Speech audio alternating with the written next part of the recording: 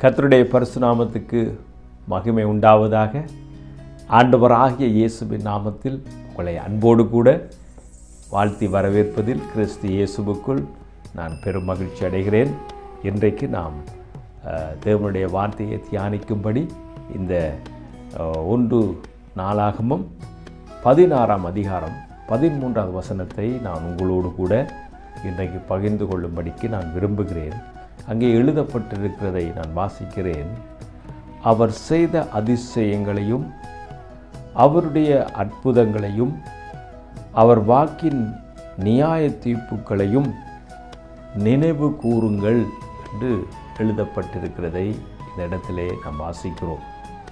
நான் உங்களோடு கூட இன்றைக்கு நினைவு கூறுங்கள் என்று தலைப்பிலே இல்லாவிட்டால் அந்த கருப்பொருளே நான் உங்களோடு கூட சற்று நேரம் தேவனுடைய வார்த்தையை தியானம் பண்ணும்படி நான் விரும்புகிறேன்.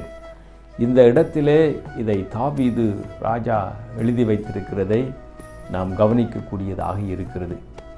இந்த சம்பவத்தை, இந்த வார்த்தையை அவர் எழுதுவதற்கு முன்பதாக அவர் செய்த காரியம் மிக ஆச்சரியமாக இருக்கிறது. அதாவது அவர் அன்றைக்கு தேவனுடைய பெட்டியை அந்த இடத்திலே வைத்துவிட்டு, அதற்குரிய அந்த இடத்தை வைத்துவிட்டு, அந்த பெட்டியை இடத்திலே நின்று அந்த தன்னுடைய ஜனமாகிய இஸ்ரவேல் ஜனங்களை ஆசீர்வதித்ததன் பிற்பாடு அவர் சொன்ன வார்த்தைகள் இந்த இடத்திலே வாசிக்கப்பட்டிருக்கிறதை நான் உங்களுக்கு எடுத்து காண்பிக்க விரும்புகிறேன்.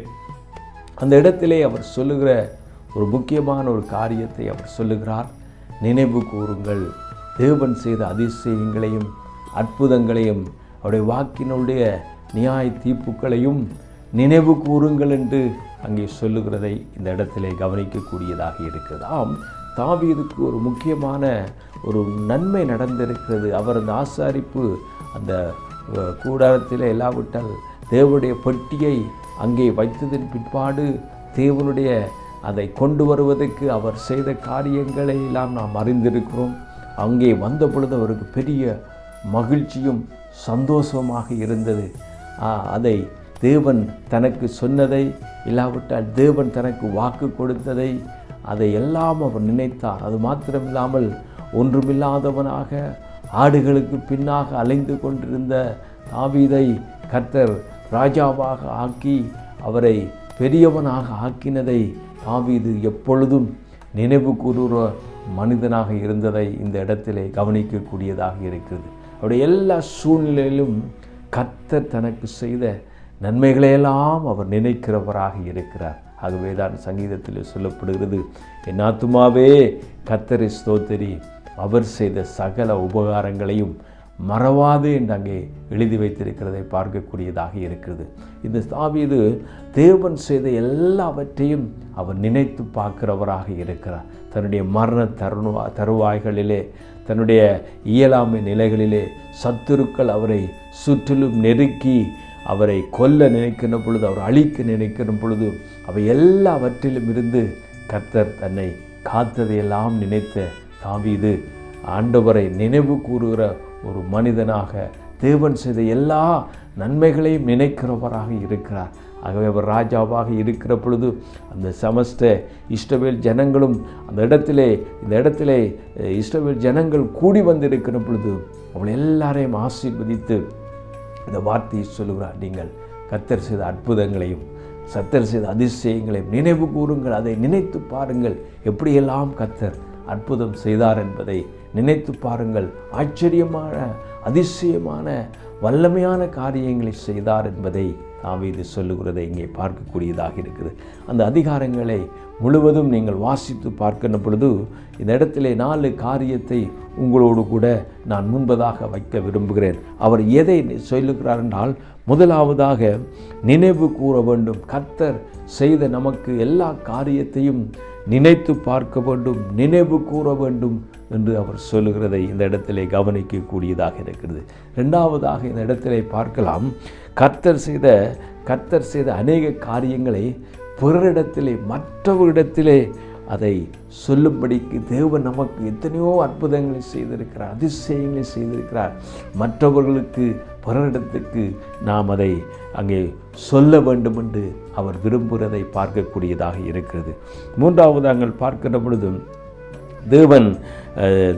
தேவனுக்கு மகிமை, தேவன் நமக்கு காட்டியிருக்கிற எல்லாவற்றால் தேவன் செய்த காரியங்களை, மகிமையான காரியங்களை மற்றவர்களுக்கு காட்ட வேண்டும், அதை மற்றவர்களுக்கு விவரிக்க வேண்டும் என்று அவர் சொல்லுகிறதை பார்க்கக்கூடியதாக இருக்கிறது. ஆகவே தேவன் செய்த மகிமையான காரியத்தை நாம் பிறரோடு மற்றவர்களோடு அதை காட்ட வேண்டும். கர்த்தர் எனக்கு இப்படியாக பெரிய காரியத்தை செய்தார் என்பதை பார்க்கலாம். அது மாத்திரமில்லை, நாலாவதாக இந்த நாளாகமத்தை நீங்கள் வாசித்து பார்க்கிற பொழுது அங்கே நம்மையே தேவனுக்கு ஒப்பு கொடுக்கும்படிக்கு அவர் சொல்லுகிறார். தன்னையே தேவனுக்கு காணிக்கையாக ஒரு ஒப்பு கொடுக்கிற ஒரு காரியத்தை அவர் சொல்லுகிறதை இங்கே பார்க்கக்கூடியதாக இருக்கிறது. ஆகவே தேவன் செய்த நன்மையான காரியங்களை இங்கே சொல்லுகிறார். அவர் முதலாவதாக அவர் சொல்லுகிற காரியம் என்னவென்றால் நினைவு கூறும்படி சொல்லுகிறார். அது மாத்திரமில்லை, தேவன் தமக்கு செய்ததை மற்றவர்களுக்கு சொல்லும்படிக்கு அவர் சொல்லுகிறார். அது மூன்றாவது காரியம், மற்றவர்களுக்கு தேவன் செய்த மகிமையை காட்டும்படிக்கு அவர் சொல்லுகிறார். அது மாத்திரமில்லாமல் கொடுக்கும்படி சொல்லுகிறார். எங்களையே காணிக்கையாக, ஜீவ பலியாக நம்மையும் நம் சரீரத்தையும் தேவனுக்கு காணிக்கையாக கொடுக்கும்படிக்கு அவர் சொல்லுகிறதை பார்க்கலாம். ஏனென்றால் தேவன் எத்தனையோ நன்மையான காரியங்களை நம்முடைய வாழ்க்கையிலும் உங்கள் ஒவ்வொருடைய வாழ்க்கையிலும் அவர் செய்திருக்கிறபடினால் அதை நினைவு கூறும்படிக்கு அவர் விரும்புகிறார். ஏனென்றால் இந்த இடத்திலே ஒன்றை சுட்டி காண்பிக்க விரும்புகிறேன். மனிதர்கள் மறந்து போகக்கூடியவர்கள், சீக்கிரமாக எதையும் மறந்து விடுவார்கள். குறிப்பாக நாம் செய்த எத்தனையோ நன்மைகளை மக்கள் மறந்து விடுவார்கள்.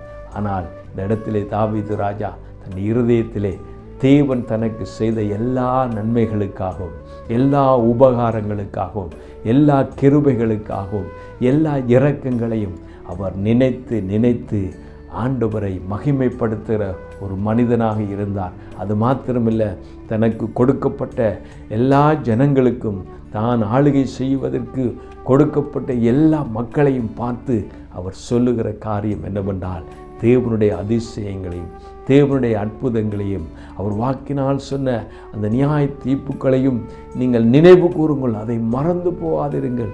தேவன் நமக்கு கொடுத்த அனைத்து வாக்கு தத்தத்தையும் அவர் நிறைவேற்ற வல்லமுள்ளவராக இருக்கிறார். தேவன் நம்முடைய வாழ்க்கையில் செய்த எல்லா காரியத்தையும் நீங்கள் நினைத்து பாருங்கள். நீங்கள் கடந்து வந்த எல்லா காலங்களிலும் நீங்கள் தேடி வந்த உங்கள் வாழ்க்கையிலே சுமந்து வந்த எத்தனையோ பாரங்களை, எத்தனையோ வியாதிகளை, எத்தனையோ துன்பங்களை, எத்தனையோ கஷ்டங்களை, எத்தனையோ இழப்புகளை எல்லாம் நீங்கள் கடந்து வருவதற்கு ஆண்டவர் அற்புதமான காரியத்தை செய்திருக்கிறார், அதிசயமான காரியத்தை செய்திருக்கிறார்.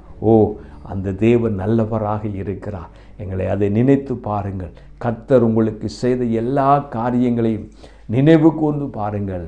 அவர் ஆசீர்வதிக்கிறவராக இருக்கிறார். ஆம், அன்றைக்கு தேவன் வேதம் சொல்வது அவர் நோவாவை பேழையிலே நினைவு கூர்ந்தார் என்று சொல்லி, அந்த பேழையின் நடுவில் இருக்கக்கூடிய நோவாவையும் அவருடைய குடும்பத்தையும் கர்த்தர் நினைவு கூர்ந்தார் என்று பார்க்கக்கூடியதாக இருக்கிறது. அவருடைய வாழ்க்கையிலே நன்மை உண்டானது. அதே போல இந்த நேரத்திலும் நீங்களும் இதை கேட்டுக்கொண்டு அருமையான நண்பர்களே, சகோதரி, உங்கள் வாழ்க்கையிலே தேவன் உங்களுக்கு செய்த அநேக அற்புதங்களையும் அதிசயங்களையும் நினைவு கூறுங்கள். ஆச்சரியமாய் தேவன் எங்களை காப்பாற்றினார் அல்லவா, அந்த ஆபத்தில் இருந்து தேவன் நம்மை விடுவித்தார் அல்லவா, அதை நினைத்து கொள்ளுங்கள், நினைவு கூறுங்கள். என்னை எத்தனையோ ஆபத்துக்களில் இருந்து கர்த்தர் விலக்கி காத்தார், எத்தனையோ தேவைகளை எல்லாம் கர்த்தர் சந்தித்தார். நாட்கணக்கில், மாதக்கணக்கில், வருஷக்கணக்கில் ஜெபித்த ஜெபங்களுக்கெல்லாம் கர்த்தர் அற்புதமாய் பதில் கொடுத்தார், ஆச்சரியமாய் பதில் கொடுத்தார். நாம் நினைக்க முடியாத, எண்ணி முடியாத அதிசயங்களெல்லாம் தேவன் செய்திருக்கிறார்.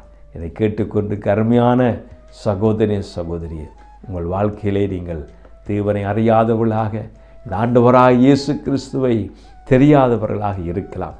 இந்த நேரத்தில் இந்த ஆண்டவராக இயேசு கிறிஸ்துவை உங்கள் இருதயத்தில் ஏற்றுக்கொண்டு ஆண்டவரை தெய்வமாக நீங்கள் ஏற்றுக்கொள்ளுகின்ற பொழுது அவர் உங்களுக்கும் அதிசயங்களை செய்வார், அற்புதங்களை செய்வார். நீங்களும் எண்ணி முடியாத நன்மைகளை அனுபவிக்க முடியும். இயேசு உங்கள் பாவங்களை மன்னிக்க வல்லமுள்ளவராக இருக்கிறார். இயேசு உங்களை நேசிக்கிறவராக இருக்கிறார். இந்த அன்புள்ள இயேசு, இந்த அன்புள்ள தேவன் உங்கள் வாழ்க்கையிலே அதிசயங்களையும் அற்புதங்களையும் செய்து உங்களை சந்தோஷப்படுத்தவும் மகிழ்விக்கவும் நித்தியத்தை கொடுக்கவும் ஜீவனை கொடுக்கவும் அவர் வல்லமுள்ள தேவனாக இருக்கிறார். இந்த இயேசுவை உங்கள் உள்ளத்திலே ஏற்றுக்கொண்டால் இந்த நித்திய சந்தோஷத்தையும் பேரின்பத்தையும் நீங்களும் அனுபவிக்கலாம். என் அன்பு சகோதரனே சகோதரியே, நினைவு கூறுங்கள், தேவன் செய்த எல்லா நன்மைகளையும் நினைவு கூறுங்கள். அப்பொழுது கர்த்தர் அளவில்லாமல் உங்களை ஆசீர்வதிப்பார். தேவனுடைய இருதயம் மகளும் நாம் நன்றியுள்ள மக்களாக, நன்றியுள்ள இருதயம் உள்ளவர்களாக வாழும் பொழுது தேவன் நிச்சயமாக நம்மை ஆசீர்வதிக்கிறவராக இருக்கிறார். என்னோடு கூட ஒரு விசை கண்களை மூடி நாம் ஜெபம் பண்ணி இந்த நிகழ்ச்சியை நிறைவு செய்யலாம். பிதாவே, உம்மை நன்றியோடு நாங்கள் ஸ்தோத்தரிக்கிறோம். அன்றைக்கு தாவீது ராஜா, ஆண்டவரே நீர் செய்த எல்லா அதிசயங்களையும் அற்புதங்களையும் நினைவு கூறுங்கள் என்று தன்னுடைய ஜனங்களுக்கு ஆண்டவரை கூவி அறிவித்த இந்த ஆலோசனையை நாங்களும் எங்களுடைய வாழ்க்கையிலே கர்த்தாவே நீர் செய்த எல்லா நன்மைகளையும் நாங்கள் நினைவு கூர்ந்து, ஆண்டவரே நீர் செய்த அதிசயங்களையும் அற்புதங்களையும் நாங்கள் நினைவு கூர்ந்து, ஆண்டவரே அதை மற்றவர்களுக்கு நாங்கள் எடுத்து சொல்லி உம்முடைய மகிமையை காட்டி, ஆண்டவரே எங்களையே நாங்கள் முழுமையாக எங்களை அர்ப்பணிக்க நீர் எங்களுக்கு உதவி செய்யும்படிக்கு நாங்கள் ஜெபம் பண்ணுகிறோம். கர்த்தாவே, எல்லா துதியும் உமக்கு செலுத்துகிறோம். இயேசுவின் நாமத்தில் ஜெபிக்கிறேன் எங்கள் நல்ல பிதாவே, ஆமென். தேவன் செய்த காரியங்களை, அதிசயங்களையும் அற்புதங்களையும் நினைவு கூறுங்கள். தேவன் உங்களோடு கூட இருப்பார். ஆமென். God bless you.